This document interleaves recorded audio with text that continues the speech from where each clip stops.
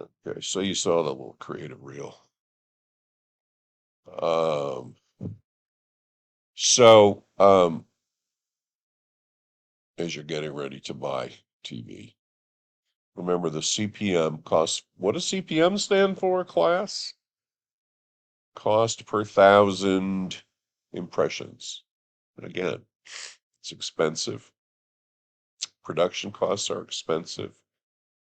But as with any other media vehicle choice, you've got to think about the target, geography. With TV, you can target by day part, just as you can with radio. You've all heard of prime time, but there are other day parts for TV. There are formats, there are types of shows, from game shows to situation comedies to news. Um, what's your timing?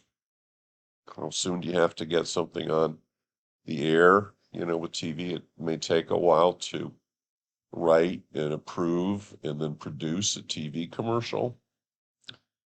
Um, and then, what are you trying to accomplish with your TV plan in terms of reach and frequency? How will it affect and add to the rest of your plan, etc.? So, a lot of these are some of the initial thoughts that one would have in figuring out to do TV. Here's an example of thinking about your audience. You remember this from the PowerMat media plan I've shown you a couple of times. Their audience they had a dual audience, tech junkie and road warrior. And that drives everything with media choice. We've talked about this chart a lot of times, again, from the PowerMat plan is presented by the Maxis agency, a big media agency, uh, where they ranked TV the shows that the agency wanted to do had a high cost per thousand impressions. Um, they had, male-oriented TV shows. Spike TV, I think, was one thing they wanted to do at the time. Uh, and so they're starting to look at different media types and rate them in terms of the CPM and how much that the target audience watch them. Uh,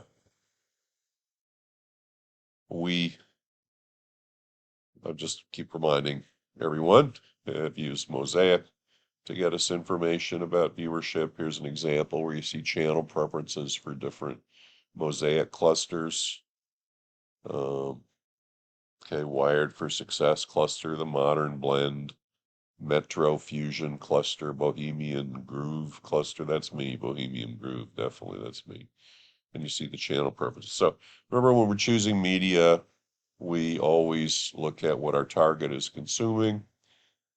So anyway, I'm deciding to buy TV. It makes sense to reach my target. I can afford it.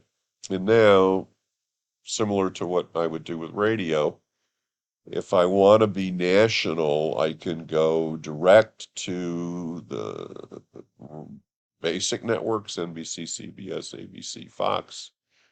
If I'm buying a cable network, I can go direct to them. And then I'm going to probably buy their whole audience with a more or less national footprint. If I want to select different geographies, though, then again, as with radio, I'm either going to go to a rep service. Remember, a rep service is a company that will represent lots of local media companies to national advertisers. So the rep firms will be based in the big national advertiser markets. New York is by far the biggest. Most of the national agencies are based in New York. So the rep service is probably going to have their headquarters office here in New York. They have their sales reps who are calling on all the big national agencies, um, handling their local buys. And I also, in some cases, I might go to, if I want to buy local cable, I can also go to the cable providers and I can buy through them. So there are lots of ways to skin the cat here. SRDS, standard rate and data source. Also, I can look up local TV stations, just as I can look up local out-of-home companies, local radio stations. You remember that one? SRDS, we've talked about a lot. Very important resource that most ad agencies pay for. They have a subscription. There's Katz Media, which also represents local TV in addition to local radio. Targeting by language is possible with, by the way, it's important to mention with TV. And I'm going to remind you of a very large Spanish network, Hispanic network called Univision. I'm sure many of you have heard of. Going to talk a little more about Spot TV now. So just as with radio, there are local TV markets. Here they are. There are 210 of them. And you see the different markets broken out here. They're usually a combination of counties or zip codes. And the blue are smaller markets in terms of TV homes, and the red are the larger TV home markets. The largest TV home market being New York, with 7,355,711 households. So when I'm buying local, I'm buying the whole DMA, designated market area. Here's an example of buying the local cable. This is, I think what I did is I went to the Spectrum cable company. It's one of the cable companies in the country. I went to their website to see where they had local cable coverage in the country, and here you can see all the blue areas. So if I want to reach people in those areas locally, I have the option of going to Spectrum and working with them. So there are few ways to buy locally here. This is the concept of targeting with formats. These are some of the types of shows there are out there. This goes back a ways, but it's from your book. Okay, you can read for yourself. So remember, with radio, we had formats, different types of music or talk radio or sports, and we have formats, program formats with TV also. Here are the day parts for TV. So there are lots and lots of parallels between radio and TV. It just keeps going on and going on. These are the day parts for TV. Okay. Nielsen is the leading company that measures TV ratings. TV ratings are the basis for sales. Nielsen has a total sample size, at least this information is not that old, so 40,000 households across the country. But then Nielsen also has, I'm going to go back here, they have every one of these DMAs includes 3 Nielsen samples. Total adults, Black adults, Hispanic adults. So they have a big enough sample of each in every one of these 210 DMAs, and that totals 40,000 households overall across the whole country. And then Nielsen gives, a small amount of money to these households every month in exchange for them wearing people meters or keeping diaries of their viewing habits. They also have set meters, devices that are connected to the televisions, and also, as I say, have people meters. So Nielsen. There are other companies that are starting to compete with Nielsen and have been for a couple of years.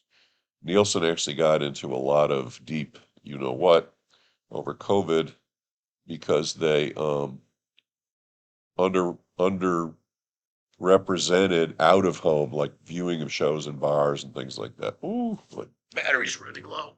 And Nielsen got in such trouble. A lot of people canceled there. They're looking for my battery cord, my power cord. A lot of agencies canceled their Nielsen subscription, and Nielsen ended up having to sell the company. Here's a little information about how Nielsen selects the families that do the monitoring and get them the ratings. Okay. Oh yeah, ComScore. Yeah, ComScore was the company that really uh, competed with Nielsen. This is a Variety article from January of this year. And yeah, you might want to take a look at how ComScore and Nielsen vary in terms of how they measure. And of course, again, because TV is in flux, people aren't just watching TV on their big screen in their home with a set-top box, right? They're watching on their phone, etc. How do you measure all that? And Nielsen kind of fell behind versus some of the other people doing it. Yeah, see, uh, they had trouble with COVID during measurement. So I think this is going to tell us, yeah. Private equity group bought Nielsen in March for $16 billion. Okay, so Nielsen and ComScore are still competing,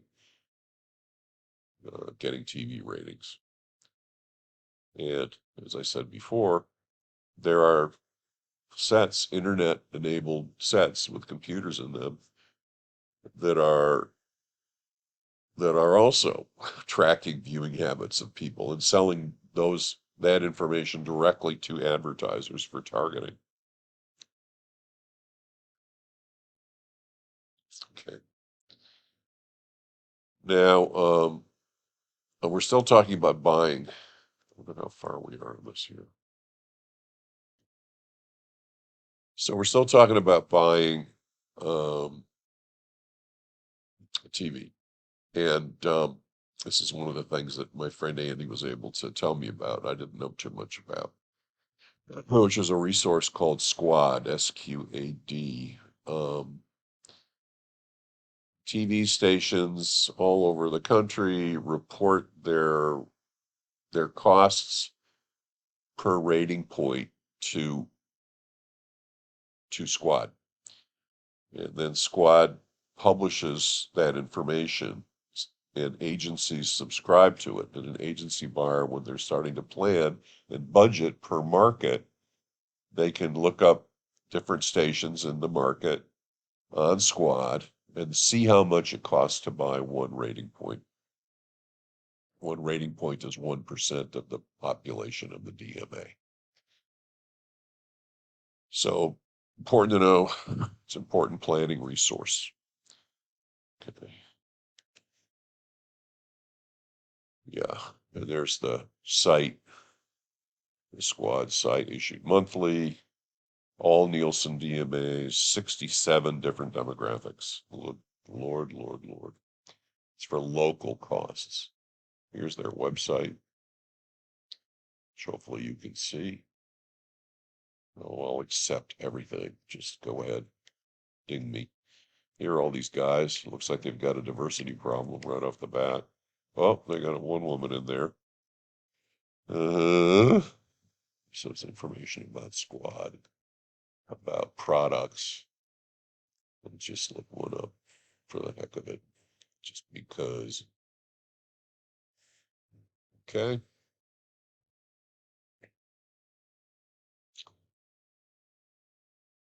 Okay. So it helps people plan because they have real costs to work with. Anyway, it's not telling us too much, is it?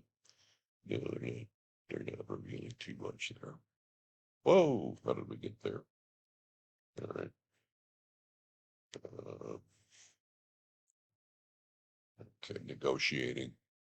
You know what? It's very similar to what I put up basically the same slide with the same points. Um, the fact that every media entity is always intensely competitive with anyone they think is a competitor.